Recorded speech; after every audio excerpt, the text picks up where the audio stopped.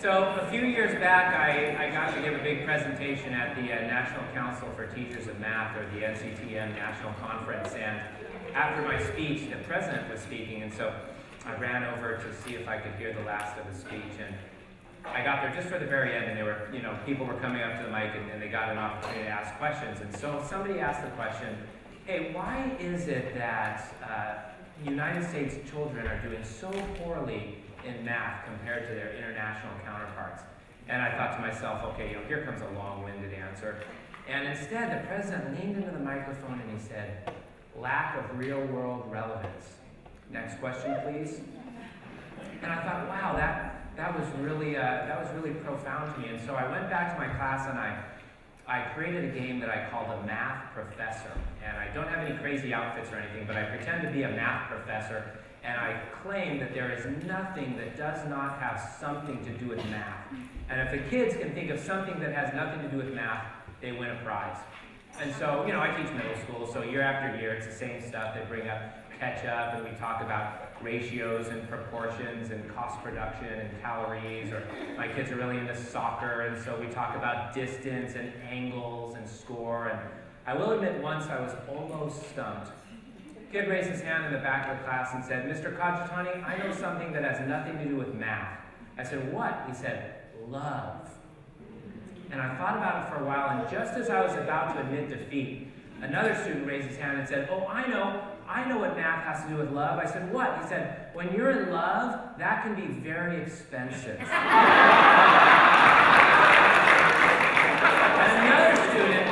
Another student raised his hand and said, oh, I know also, in math, 1 + 1 equals 2. But if you're in love and you're not careful, 1 + 1 can equal 3.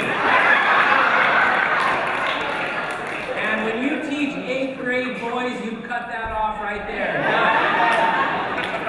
So speaking of moving on, you are in for a real treat with this next panel. We are going to dive into our next panel discussion on creative collaborations. And this group is led by Bown-Crawford, who is the director of the Arcata Institute and steering committee member of Create California, which stands for Core Reforms Engaging Arts to Educate.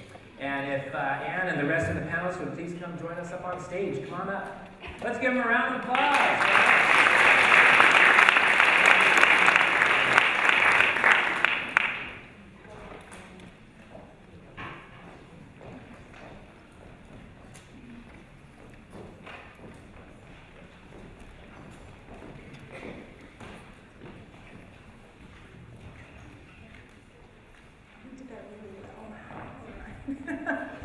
So I don't have slides or anything, and I've just been told our timing is a little bit shorter than we anticipated, so I'm doing all of this. Sighs of relief are in order. So I started, I'll back it up. I'm a high school art teacher. And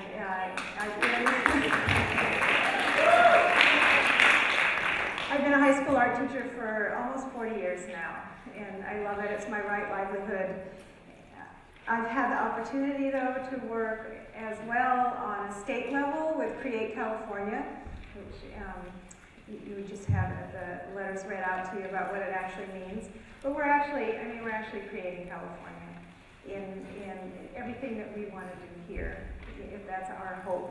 I started out in 2011. I was one of the original 6 people that went to the NEA think tank, and it's just kind of blown up from there.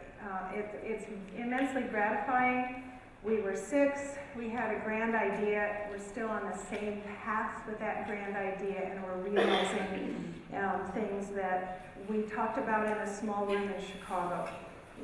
Our challenge at the time remains our challenge right now to ensure that each student in the state of California reaches his or her full potential by broadening California's educational vision, policy, and practices to promote innovation, economic development, and creativity.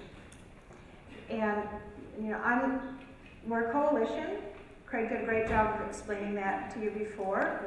It's shared leadership. We've got California Department of Ed and CSESA and California Arts Council and the Alliance for Arts Education all working together. I'm the kind of wild card, I'm the teacher. So if things start to get really, you know, pie in the sky, I get to go, you know, that's probably not going to happen in a classroom. So, I get to reality check a little bit. But we've actually done stuff. We enabled the Otis report to be written.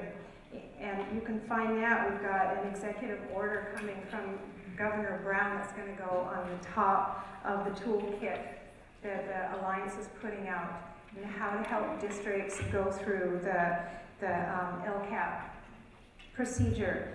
We've made it possible for people to understand that Title I money can be used for the arts in schools.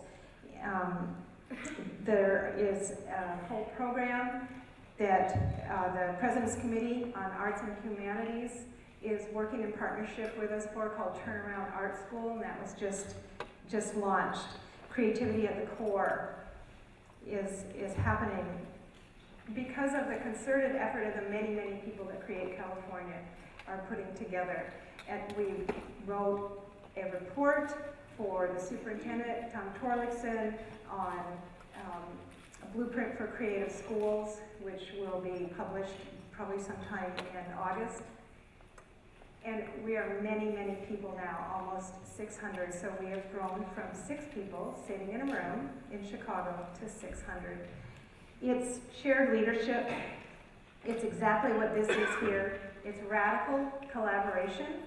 And of course, I'm from Chicago in the 60s and 70s, so I was at the Democratic Gun Convention, so I'm really comfortable with that. But I think it means radical in the sense of being root level. We're an open architecture that's flexible and adaptable, inclusive, not exclusive. We're distributed partnership with shared leadership. We're interested in collective impact. We arrive at destinations cohesively, but from different directions. We honor autonomy and practice distributed problem solving. Everything that should be happening in every school in the state of California. These folks are doing some amazing work, and I'm going to let them talk about it. We're going to start with Shari. NASA's in the house. Good afternoon. I'm Shari Asplund, and I work for NASA at the Jet Propulsion Laboratory. I work for 2 NASA programs of robotic space investigations that are studying our solar system. I don't have a STEM background, my degree's in journalism, so I love to find different and innovative ways to bring the excitement of STEM subjects to kids. I want to captivate them, I want to capture their interest and their curiosity, and that's where I think STEAM is so wonderful. And I've been very fortunate to work with 2 really super partners the last couple of years to create 2 really cool STEAM collaborations. Actually, let me stick with that one. So Art and the Cosmic Connection is STEAM in action. Some of you may have already picked up a poster on the table outside. Art and the Cosmic Connection is a very robust and clever program developed by artist educators Monica and Tyler Aiello, who are here giving a workshop right now for students, but she'll be giving another one at 3 o'clock that I hope you can attend. And we also have an area in the exhibit area, so we'll have more posters out there for you as well. I met the Aiellos through a mutual friend and colleague who showed me their work, and it blew me away. They use images of the solar system to create amazing paintings and sculptures. This activity engages learners of all ages in creative scientific inquiry, and I mean all ages. It's been done with kindergartners up through retirement age folks. Students become artist explorers as they investigate the mysterious worlds of our solar system through the lens of visual art. NASA spacecraft are visiting the planets, moons, small bodies of our solar system, returning intriguing images of otherworldly features. They're beautiful. But what is it we're actually seeing there? Art and the Cosmic Connection investigates how the elements of art, line, shape, color, value, and texture, can help uncover the geologic stories of our celestial neighbors. Straight and squiggly lines, circles and blobs, they reveal so much to help us unravel what went on over billions of years. Color, value, and texture deepen the understanding. What you're looking at is Vesta. It's the 2nd largest object in the main asteroid belt between Mars and Jupiter. We had a spacecraft spend a whole year orbiting it. What you're seeing, circles and to create lots and lots of craters. The colors show different minerals on the surface. So creating art is very tactile and engaging. There's a big difference between simply looking at a NASA image and actually drawing it. The drawing process hones observational skills and encourages inquiry. Students really examine the images at a heightened level through the drawing process. This leads to additional questions, deeper analysis, and new discoveries. Our activity uses soft pastels, but it can be extended into mixed media, and you can do so many more things with it. It's a powerful tool that gives everyone new eyes through which to view our cosmic neighborhood. Space School Musical, it brings the solar system to life as students learn about the planets, moons, asteroids, comets, and more. It combines science with music, fun lyrics, and simple choreography for an innovative, multidisciplinary experience. As we've heard today, the performing arts can be a powerful way to engage students in science. Research suggests that songs and drama effectively build student knowledge and interest. Engaging students in active learning through multiple approaches reaches those who learn in different ways and encourages them to interact with the content and with each other. Song-based learning helps students develop vocabulary, understand and remember what they've learned, and to make personal connections. So these are some of the really cool NASA missions that I've been privileged to work with over the last 15 years. And this is the whirlwind, the hula hooping whirlwind that is Kelly McQuinn. I just happened to attend a workshop she was giving at an after-school conference a few years ago for her company, which is called Kid Tribe. At the time, I was actively looking for ways to get kids up and moving and having fun while they're learning about planetary science. Kelly's joyful approach to learning lured me in. I told her about our space missions, and she said, "Cher, I see a play." And I said, "Kel, we're go for launch." And so I hired her to create what became Space School Musical. She later admitted to me she didn't even know all the planets, let alone the order that they're in. But she did amazing research to write the songs, and her love of learning, she told me, was completely reawakened. And she said it really made her angry to think back about how boring her teachers had made science and math to her. So my next point is that you don't have to be Einstein to teach kids science. Art, drama, music teachers, after-school educators, explore with your kids, look for the answers together, encourage questions, have fun, and make them laugh. That's what it's really all about. So we've done a lot of trainings with after-school educators, more than 2,000 of them. Kids all over the country are performing Space School Musical. I've gone to some amazing performances. And what I would like to do now is show you a quick preview. Please roll video. Not that one.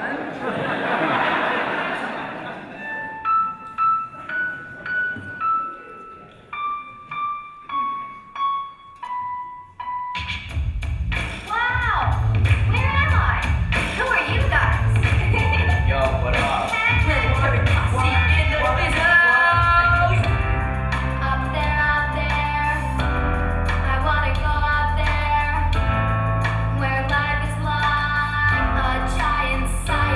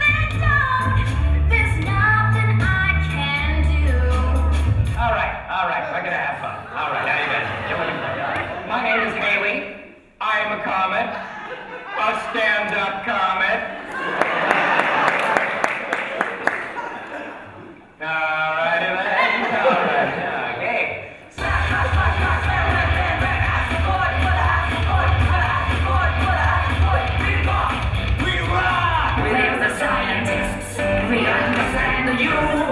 We're the experts. Don't be afraid to fail. We're the scientists. We want to help you. Believe you can do it. Take a breath and exhale.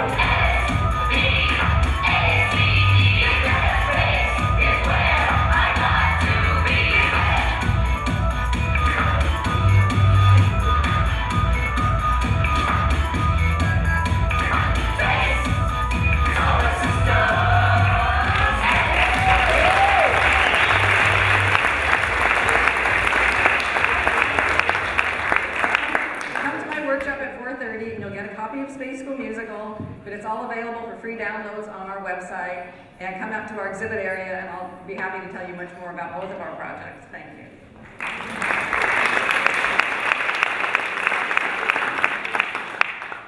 Okay, that is so unfair to put me after you. That's awesome. I think I know the person who books for this auditorium, in case you can use it for here. Fantastic, awesome work. My name is Ed Hidalgo, and I am a staffing guy. I hire people for a living. I don't know if we publish these stats, but last year, 100,000 applications for jobs at Qualcomm. We hired 5,000 last year, mostly in science, technology, engineering, and math-related roles. So the one thing that I'm often reminded of when we stand here in Irwin Jacobs Hall is something that Dr. Jacobs would often say that he didn't need to say. And essentially it was, innovation isn't just for engineers, or it isn't just for engineering. And I always felt that Dr. Jacobs was speaking directly to me. He doesn't know me, but I always felt like he was speaking directly to me. So as an HR guy, how could I innovate in my role? How could I create something bigger than what you think of me as just a staffing guy or a hiring guy that can make a greater impact in our community? So the slides that I'll share today, which are all photos, are really a testimony to that journey over the last 5 years that have brought us to a place that I think is going to make a greater impact in our community. And an impact that would not have happened without the incredible collaborations with UCSD, with Dr. Edabeda, with our own internal employees, as well as with many of the local schools. So in 2009, sitting right here in this auditorium, we welcomed in our first Higher Youth program with 30 disadvantaged, underprivileged youth. And when I talk about collaborations, this would not have happened without the San Diego Workforce Partnership. It would have not have happened without organizations like Barrio Logan College Institute, or Reality Changers, or the Futures Foundation, or YALA, or Pro Kids, or others who helped us find these talented young men and women to spend 7 weeks here at Qualcomm learning about the world of work. Many of these kids had never seen the ocean before. So how could you expect that they would ever aspire to being an engineer? The question that we often ask ourselves is, how does a child aspire to something they don't know exists? These students came here to Qualcomm and their world was opened wide over those 7 weeks. Much thanks goes to Dr. Dan Sullivan, our Executive Vice President of HR, who helped fund these programs and make this happen. This was our very first class. It would not have happened without an incredible group of staffing professionals, career counselors, Shannon Jordan is in this room today, that gave their time. To that program, there were no employees that were dedicated employees to the world of work. They all used their discretionary effort. So art for us was getting on whiteboards, creating visions of the future. What could innovation be? Let's make something up that hasn't happened before. And the photo in the bottom right was our career counseling team administering the Strengths Finder to all of the students, freshmen and sophomores at E3 Civic High about 3 weeks ago. We never thought that was possible either, but we went and did it. So that initial 2009 program has led to many other programs. It has led to a World of Work project for unemployees, kids, high school kids.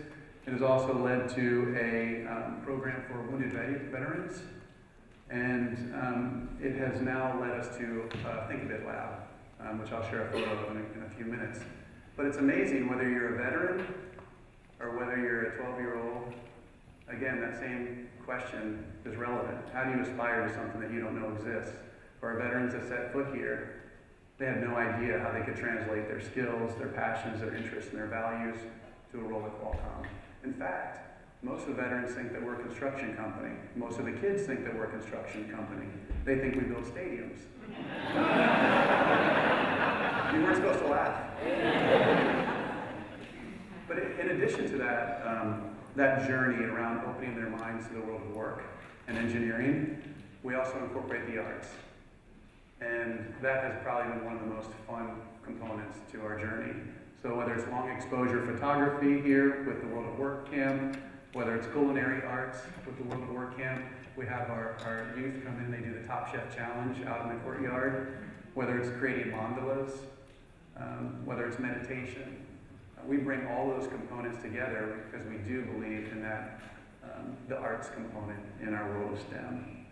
And so our vice president said to us, great that we've been doing this program for the last 5 years, but I want to go bigger, and I want you to incorporate the component of STEM in that. Because STEM was always kind of a part of it, but it wasn't core. So about a year ago, we started dreaming up, what if? What if we had a lab on site where every middle schooler could come and have an experience at Qualcomm, to experience the world of work and to experience the world of engineering? People thought we were a little bit crazy. How's that going to happen? And so today, on the top floor of one of our buildings, when we're at 98% occupancy, our company, being an incredible steward to this community, has given a space to your children and to my children, so that hopefully any middle schooler that wants to come can come and have an experience around the world of work at Qualcomm and learn a little bit about engineering. So I hope you'll join us today if you have a chance to come by. If you don't, I look forward to hosting you in the future. Thank you for all you do.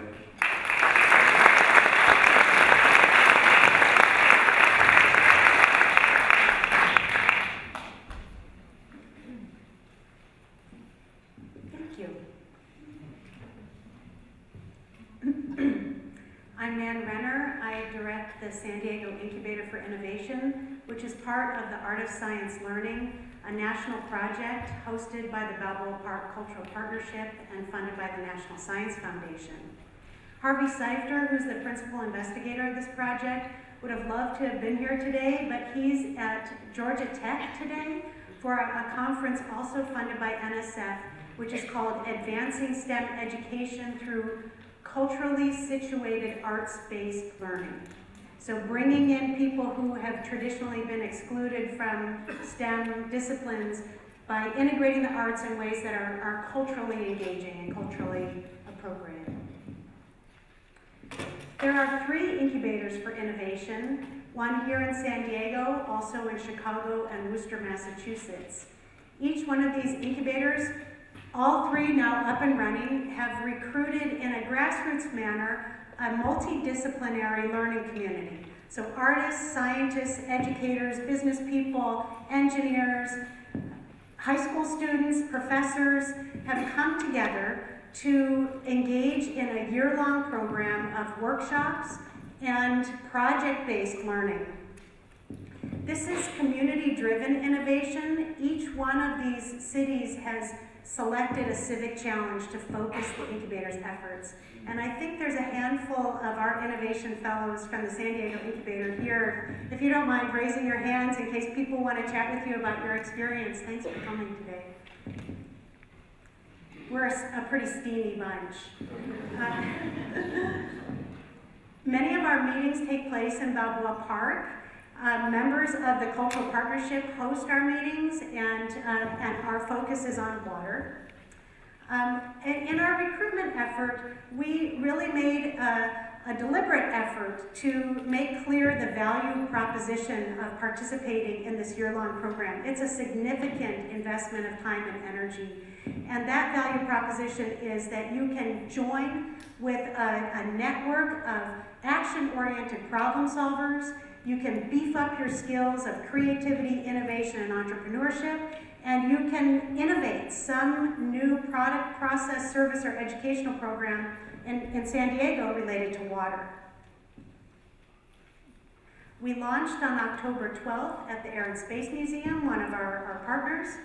And on this day, we began building our learning community. We formed a team for that day, and in the subsequent workshops, those teams were combined and recombined so that people got to know each other as people, not as the scientist, the engineer, the teacher, the student, but as people working together toward a shared goal. On this day, the activity was metaforming, and our fellows created three-dimensional metaphors for multiple meanings of innovation. And then these objects served as conversational anchors to unpack those meanings of innovation and to talk about our aspirations for the year. We've used jazz improvisation and movement here at the Old Globe Theater. We use movement to explore opportunities. Oftentimes the arts are integrated in innovation processes just in the ideation phase, when you're brainstorming or generating ideas. We've been using the arts throughout the innovation process. So exploring and analyzing opportunities and then converging, oh my goodness, 2 minutes. I guess I better hurry up. So this double diamond around, what is the opportunity and then converging on a target, and then what is the solution and then converging on the target. We started with a practice challenge. Oh, did my slides automatically advance? Okay.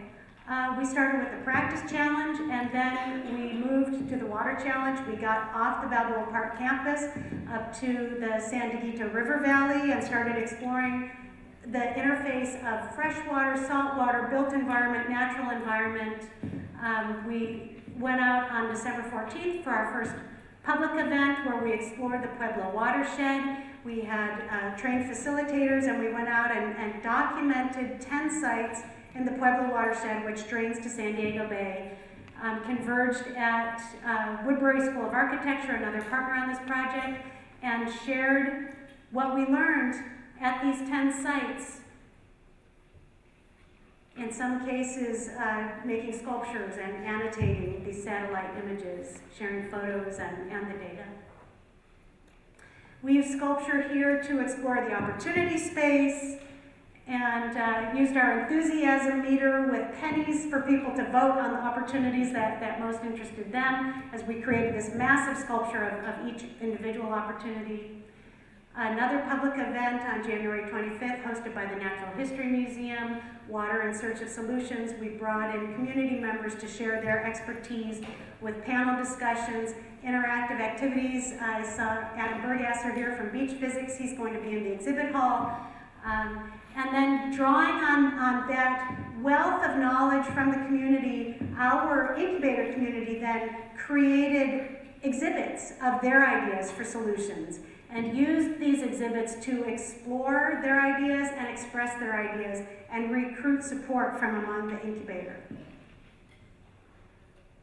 Since then, we formed our 10 teams, all of them focused on our water challenge. Some are education focused, such as repurposing trash in the Tijuana River watershed to create filters to filter gray water and stormwater, to creating web-based tools to promote collaboration. We're also using the arts to focus on the core skills of innovation: creativity, communication, and collaboration.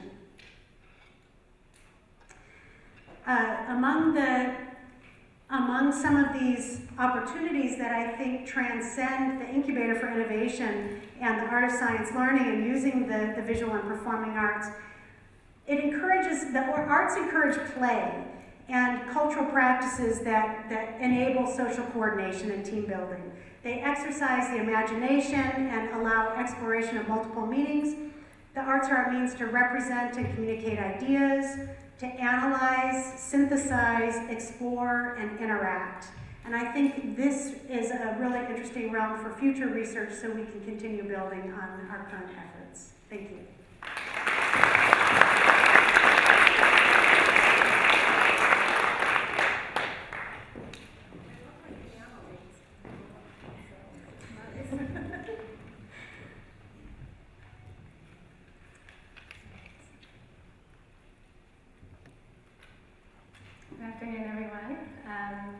My name is Molly Kelton, and I'm a doctoral student in mathematics education at San Diego State University and the University of California, San Diego.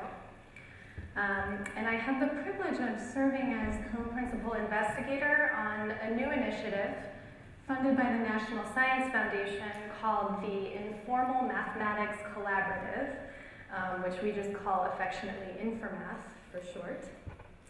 The InforMath Collaborative brings together educational researchers at SDSU and museum professionals in San Diego's Balboa Park to establish a research and design center on museum-based educational experiences that engage learners with mathematics in new ways.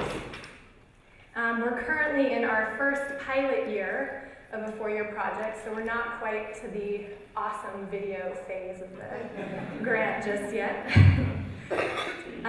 Our partners include San Diego State University's Center for Research in Mathematics and Science Education, the Balboa Park Cultural Partnership, and 4 art and science museums in Balboa Park. So we have the Natural History Museum, the Reuben H. Fleet Science Center, the Museum of Photographic Arts, and Mingei International Museum. And one of the overarching motivations for the work of InforMath is that mathematics in our culture has a bit of a public image problem. It's our feeling that widely circulating beliefs about what mathematics is and who mathematicians are tend to inhibit learners from engaging meaningfully with mathematics and from seeing themselves in mathematics. The InforMath Collaborative is exploring the conjecture that educational experiences that integrate mathematics with the arts and sciences have the potential to disrupt these pretty limiting cultural images of mathematics and create new inroads for learners to experience math as creative, accessible, relevant, and enjoyable. So with this objective in mind, over the next several years, InforMath will be conducting a series of design experiments, essentially. And we're experimenting with exhibit prototypes and public programs that engage public audiences as well as school groups with the intersections among art, science, and math. The images you're looking at now show a recent pilot we conducted at Mingei International during a monthly event for families. Using one of the museum's currently featured exhibitions as inspiration, we paired hands-on craft activities with some prototype technologies that we've started calling mathematical tools for drawing. And on the top right, you can see one of the products of these tools. On the bottom right, you can see a little girl using one of them. And the suite of experience as a whole was designed to allow children and their parents to create a variety of their own works of art, and at the same time explore interrelations among 3-dimensional objects and the different ways they can be represented or transformed into 2 dimensions. We also collected data on the event itself. So hiding in that top left photograph is a camera. And so we collected video recordings of visitor experiences on the floor of the museum, and we also conducted interviews. Now the InforMath Collaborative is just starting to analyze that data in order to guide our work in the coming years. So that means that the InforMath Collaborative is a research project. So our activities will ultimately encompass iterative prototyping, data collection and analysis, and ultimately the publication and dissemination of research findings. So as we're creating these experimental interventions that integrate across disciplines, we're also collecting and analyzing data on learner experiences with these interventions in order to inform subsequent design and also contribute to theory about the benefits and challenges of doing education that integrates across disciplines. And this addresses what we see as a need in the STEAM movement for more research to help us reflect on and make the most of our efforts. Educational interventions that bridge and blend disciplines, I think, are necessarily contexts for the professional learning and development of the educators who design and implement them. So that includes me. In addition to being a research and design project, we consider the InforMath Collaborative to be a learning and development experience for all of the professionals involved, including art and science educators and exhibit designers from participating museums, as well as those of us who bring expertise in mathematics and mathematics education, but might be pretty shy about thinking about engaging learners with art. So professional development in this project includes structuring time just for ourselves to teach one another important concepts from art, science, and mathematics, to engage ourselves in open-ended experimentation and play as learners, and to broaden our own visions of ourselves as educators. Thank you.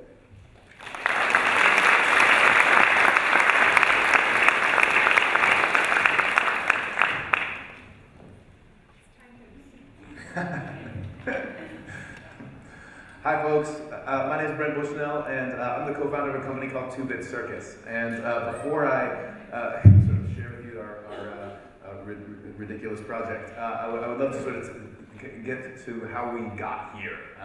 And basically 7 years ago when I met my co-founder, we were both had STEM jobs. So I was working building video games, he was working building robots for the military, and we wanted something else to do nights and weekends. So we started collaborating building interactive art.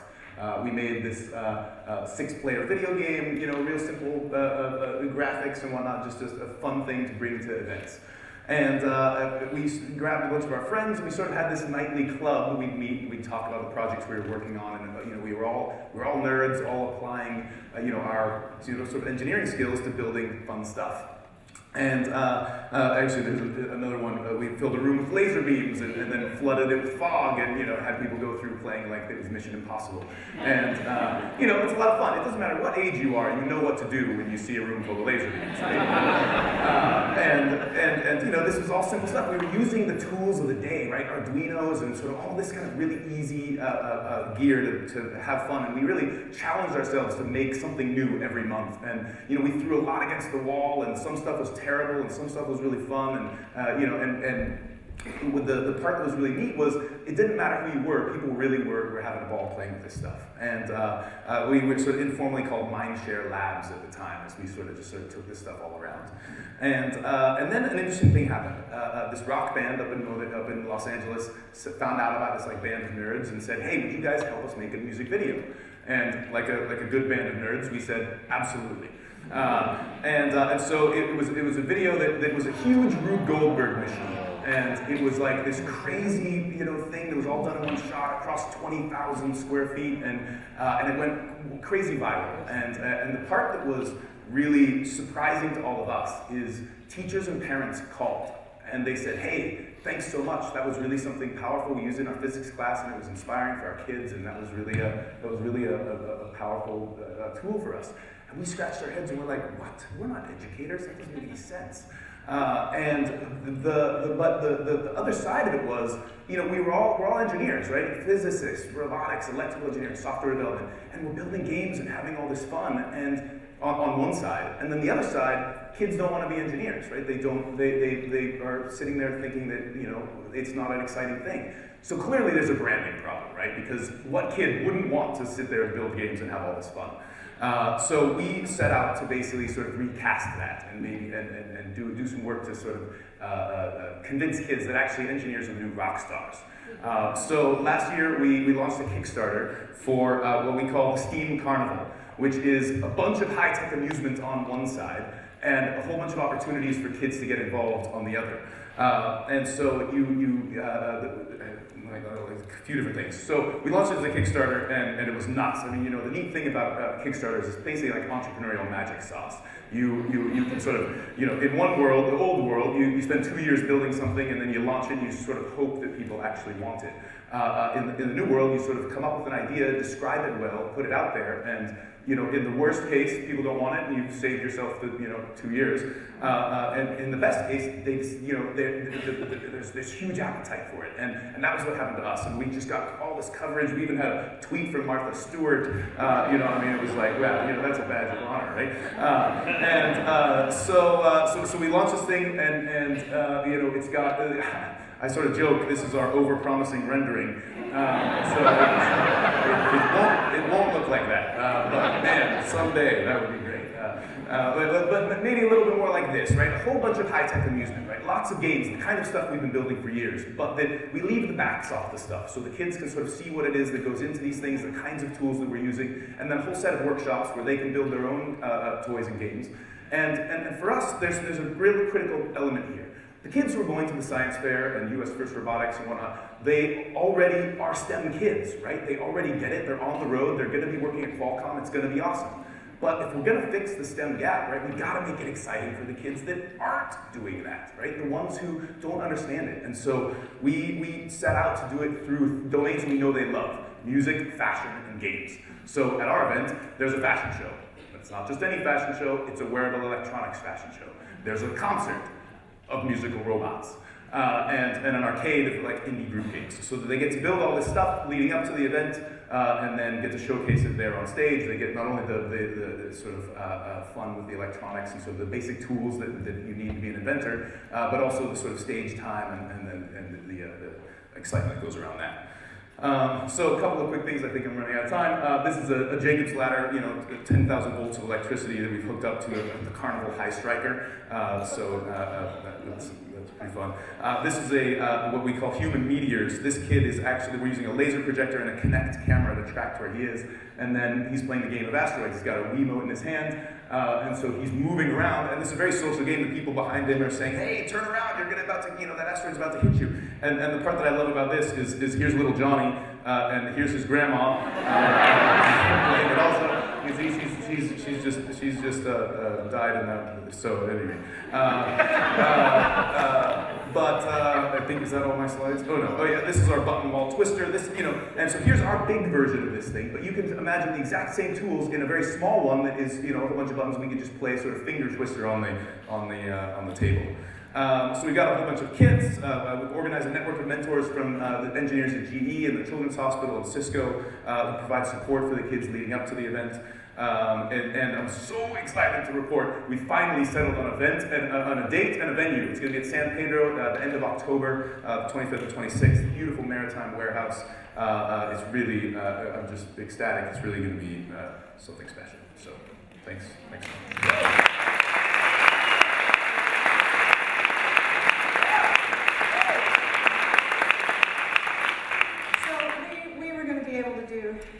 Questions and whatnot, but we're out of time, so we're not going to be able to do that. But it's all about radical collaboration, you guys. We've got NASA on one end, and we've got the circus on the other end. And then I brought one of my teachers with me today who firmly believes that, we're looking for a space and we've got great ideas. He said, all I need to do is bring in my Tupperware tub of Arduino stuff and put it in the room, and let's start there. So that's